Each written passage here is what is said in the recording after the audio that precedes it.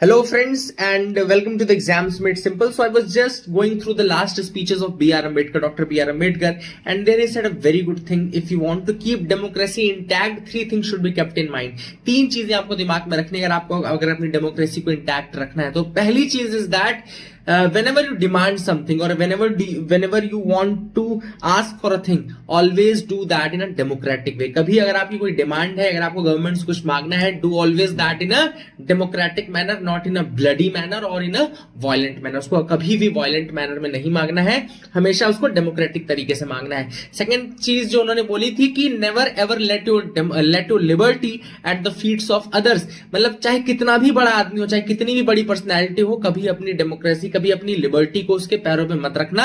And तीसरी चीज जो उन्होंने कही थी कि पॉलिटिकल डेमोक्रेसी अगर चाहिए तो you should always demand your social democracy and economic democracy also. Rest will follow. Thank you and I have a nice day.